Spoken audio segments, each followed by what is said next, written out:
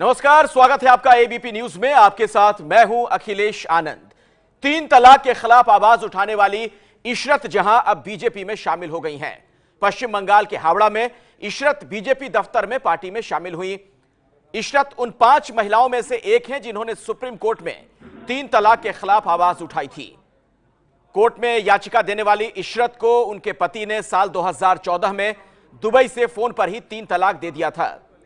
और थोड़ी देर पहले इशरत जहां से मैंने बात की।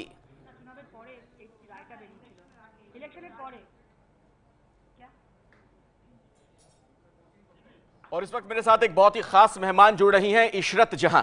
अपने दर्शकों को बता दें, इशरत उन 5 महिलाओं में से एक हैं जो सुप्रीम कोर्ट में गई थी याचिका दाखिल करने के लिए ट्रिपल तलाक के खिलाफ में। इनका यह मानना था कि दरअसल ये मुस्लिम महिलाओं के साथ अन्याय है। इशरत जी, आपका बहुत बहुत स्वागत है एबीपी न्यूज में। और पहला सवाल मेरा आपसे यही है कि आखिर राजनीति में आने का ख्याल क्यों, और बीजेपी में खास तौर पर क्यों? क्योंकि मोदी जी ने नया कानून बनाया, उसके लिए मैं बहुत खुश हूँ। जो भी एक साथ 3 तलाक देगा उसे 3 साल की सज़ा मिलेगी। और मैं महिलाओं के लिए कुछ करना चाहती हूँ, तो अकेले करना ये संभव नहीं था, इसलिए मुझे बीजेपी महिला मोर्चा ज्वाइन करना पड़ा। क्योंकि महिलाएं बहुत पीड़ित होती है, हर चीज़ से पीड़ित होती है। कोई तलाक दे दिया, कोई दहेज के लिए शादी नहीं करता महिलाओं से, इसलिए मैं महिलाओं के लिए कुछ करना चाहती थी। चाहे वो किसी भी धर्म की हो, हिंदू या मुस्लिम, ये सिख ईसाई किसी भी धर्म की हो, मैं महिलाओं के लिए काम करना चाहती थी, इसलिए मैं बीजेपी ज्वाइन करी। तो आपको यह लगता है कि यह काम बीजेपी में रह के ही आप कर सकती थी, टीएमसी या कांग्रेस में जाकर नहीं? क्योंकि आज तक कोई भी सरकार तलाक के ऊपर कानून नहीं बना सकी। सिर्फ ये एक सरकार, मोदी जी भाजपा सरकार थी जो उन्होंने तलाक के ऊपर रोक लगाई और कानून बनाई। इसलिए मुझे बेहद खुशी हुई और मैं मोदी जी का सम्मान करती हूँ, उनका स्वागत करती हूँ कि उन्होंने ये कानून बनाई मुस्लिम महिलाओं के लिए। इसलिए मैं बीजेपी ज्वाइन की। अच्छा इशरत जहां जी, बीजेपी में आने की तैयारी कब से थी आपकी? कब से बातचीत चल रही थी आपकी नेताओं से? मेरी किसी भी नेता से बात नहीं चल रही थी। सिर्फ ये एक जो कानून पास हुआ, इससे मुझे बेहद खुशी मिली और मैं कुछ करना चाहती थी महिलाओं के लिए। ये अकेले करना संभव नहीं था, इसलिए मैं महिला मोर्चा ज्वाइन की, बीजेपी।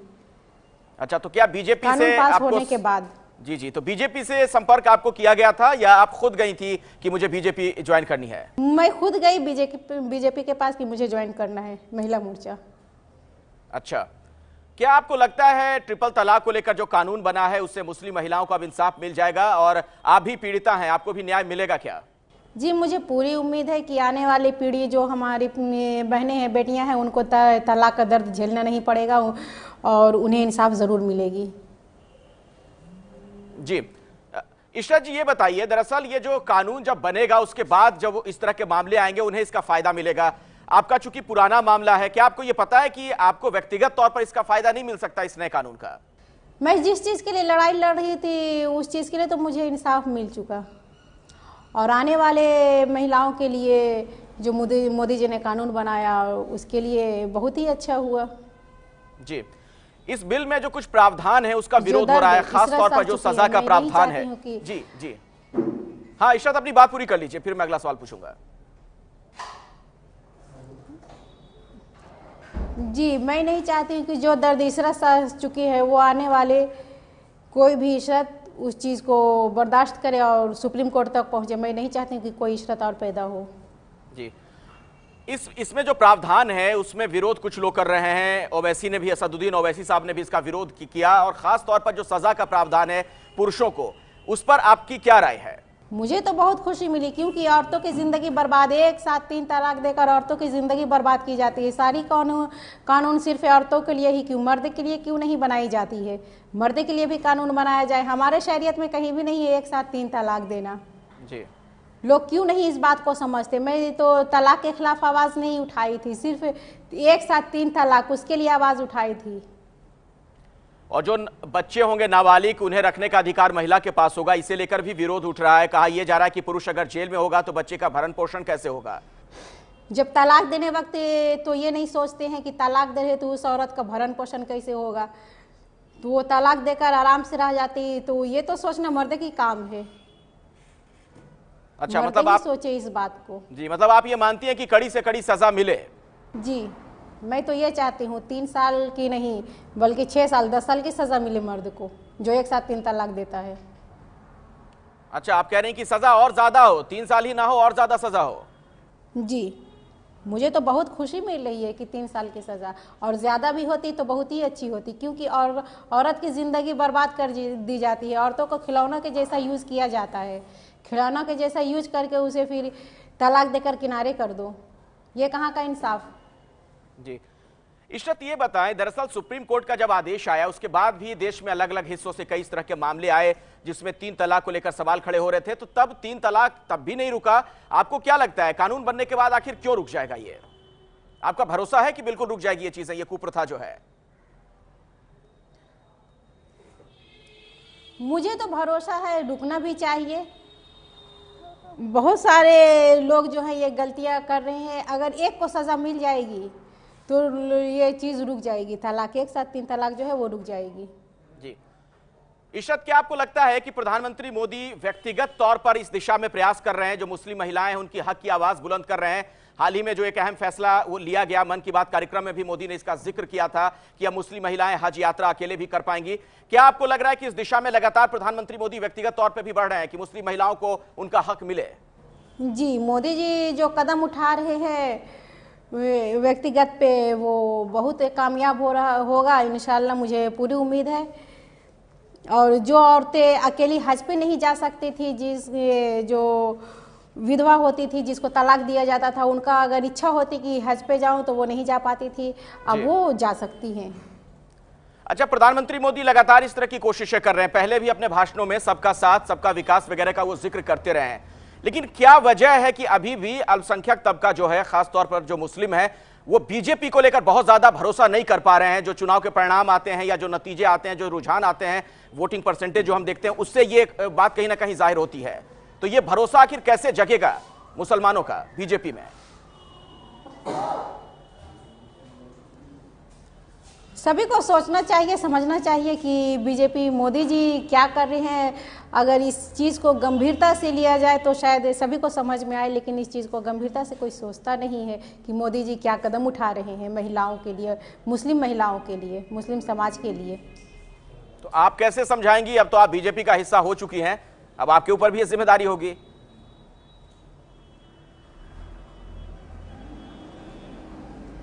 मैं तो महिलाओं के लिए ही आई हूँ और महिलाओं के लिए ही काम करूँगी। महिला मोर्चा मिलकर महिलाओं के लिए काम करूँगी, बाकी आगे आने वाला समय बताएगा। चुनाव लड़ेंगी आप इशरत आने वाले दिनों में पश्चिम बंगाल में?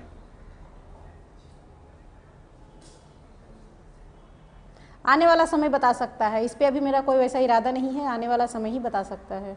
नहीं तो क्या आप ये चाहेंगी नहीं कि मुस्लिम महिलाएं जो हैं उनका प्रतिनिधित्व हो वहां पर विधानसभा के अंदर या आने वाले दिनों में और भी जगहों पर? क्या इस दिशा में आपका प्रयास नहीं होगा? मैं तो चाहती हूँ कि आने वाला दिन में और भी विकास हो मुस्लिम महिलाओं के लिए, इसके लिए मैं बहुत कोशिश करूँगी। तो ये कोशिश आप कैसे करेंगे, वही मैं आपसे समझना चाह रहा हूं।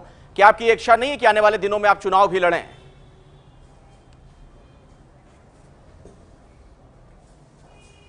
ये आने वाला समय ही बता सकता है। अभी तो सिर्फ मैं महिलाओं के लिए ही काम करने के लिए आई हूँ। महिला मोर्चा मिलकर महिलाओं के लिए जो भी दर्द से पीड़ित है उसके लिए मैं काम करूँगी, बाकी आने वाला समय ही बता सकता है। तो विकल्प तो खुले हैं ना, मैं वही आपसे समझना चाह रहा हूं कि ये विकल्प खुला हुआ है ना, चुनाव आप लड़ सकती हैं आने वाले दिनों में।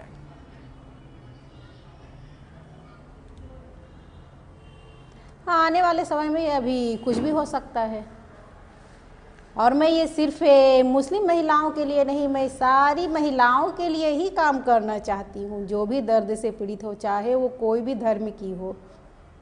जी, इशरत ये बताइए, पश्चिम बंगाल की अगर बात की जाए तो यहां पर जो मुसलमानों की बहुसंख्यक आबादी है, या तो उनका रुझान टीएमसी की तरफ है या फिर कांग्रेस की तरफ झुकाव है। इस ट्रेंड को आप कैसे बदलेंगी? उन्हें कैसे आप समझाइएगा कि आप बीजेपी के साथ आए?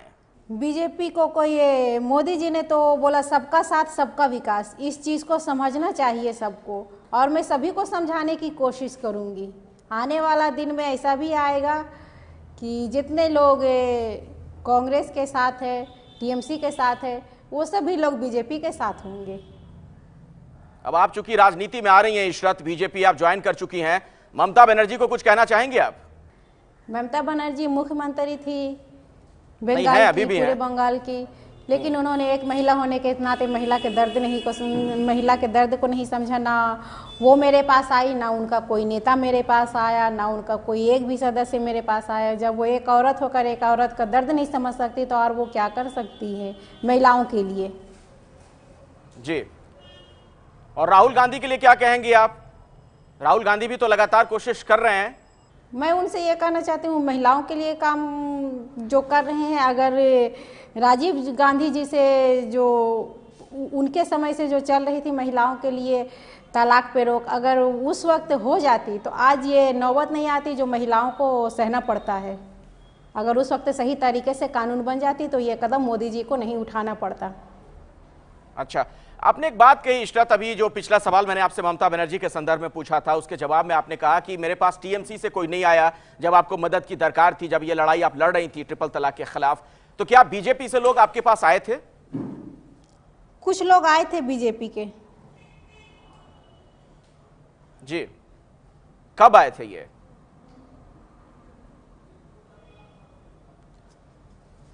वो जिस वक्त तलाक का जजमेंट निकला था उस वक्त आए थे। उन्होंने मेरा बहुत सहयोग किया, बहुत साथ दिया, हमेशा मेरे साथ कांटेक्ट में बने रहे।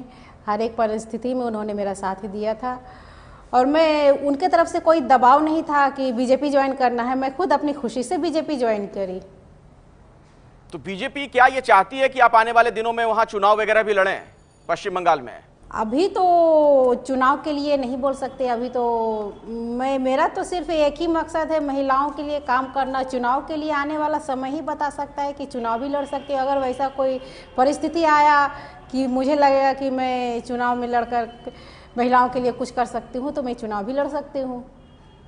चलिए, बहुत बहुत शुक्रिया इशरत जहां हमारे साथ जुड़ने के लिए। तो आपने सुना इशरत जहां का क्या कुछ कहना था, उनसे जो तमाम सवाल पूछे गए और भी आखिर राजनीति में क्यों आई हैं, बीजेपी में क्यों जा रही हैं और क्या आने वाले दिनों में वो चुनाव लड़ेंगी, इस पर उन्होंने अपनी राय जाहिर की है। ये है एबीपी न्यूज, आपको रखे आगे।